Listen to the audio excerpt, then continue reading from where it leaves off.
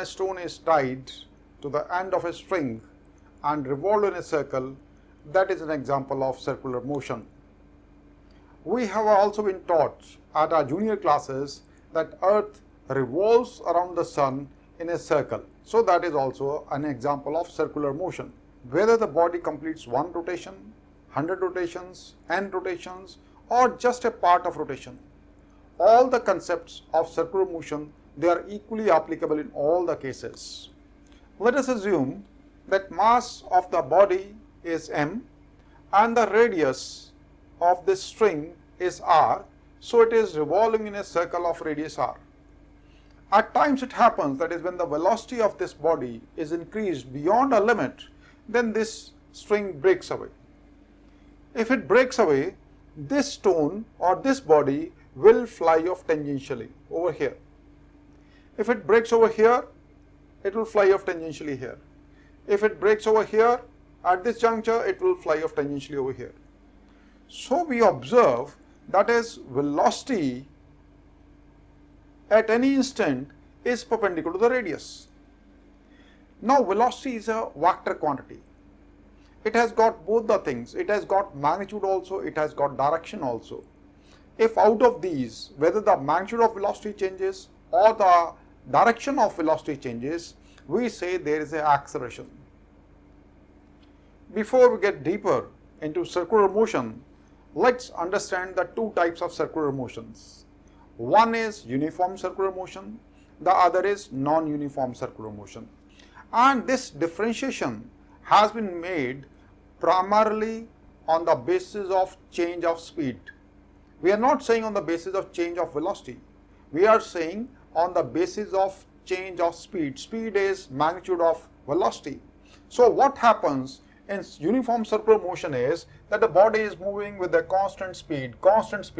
If it is moving with 5 meters per second, it will continue to move with 5 meters per second. Whereas in non-uniform circular motion, the speed varies. It may become faster or it may become slower. That is, there is a change of speed. When we say velocity, velocity is a vector quantity. It has two things. It has got magnitude and it has got direction. And when we are differentiating the circular motion into uniform circular motion and non-uniform circular motion, primarily we are talking about magnitude. That is, magnitude of velocity is speed. Over here we say that is speed is equal to constant. It is not varying. And over here, that is, we say speed is not constant, that is, it is varying. So these two things.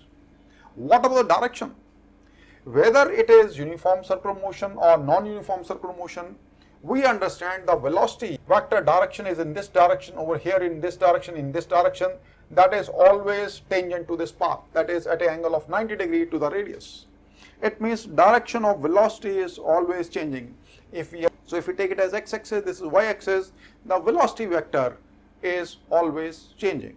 So it means the direction is always changing, whether it is uniform circular motion or non-uniform circular motion, this velocity vector direction is always changing. So direction is changing in both of them, whereas the magnitude of velocity is changing only in non-uniform circular motion. Obviously, if the magnitude changes or direction of velocity changes, then certainly there will be some acceleration.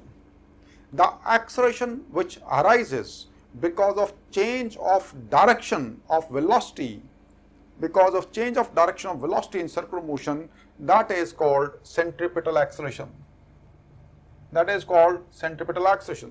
Centripetal acceleration arises because of change of direction of velocity, because it is continuously changing, and it is centric towards center. So it is, so you can say AC, and its value is v square upon r. So centripetal acceleration is the acceleration which arises because of change of direction of velocity.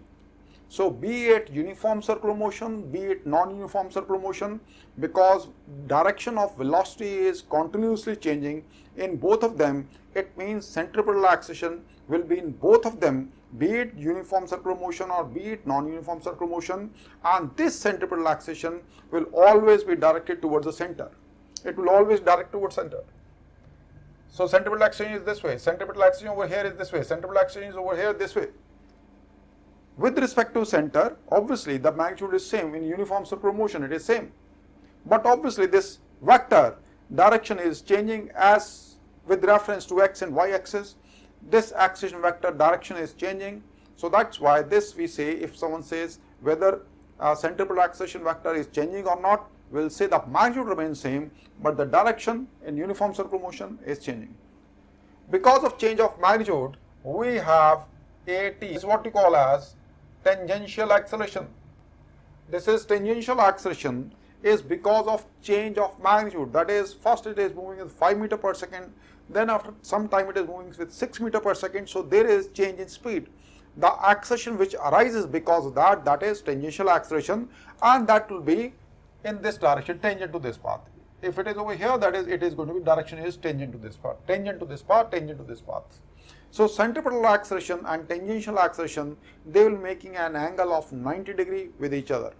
Obviously, if there is some centripetal acceleration towards center, there has to be some force also, which should be towards center, because force, net force is equal to mass into acceleration. This force towards center is called centripetal force. And centripetal force, once again, because force is equal to mass into action, net force is equal to mass into acceleration. Similarly, centripetal force is equal to mass into acceleration is v square upon r. So this becomes centripetal force. So centripetal force is mv square upon r. We shall also be talking about the tangential force and tangential acceleration also.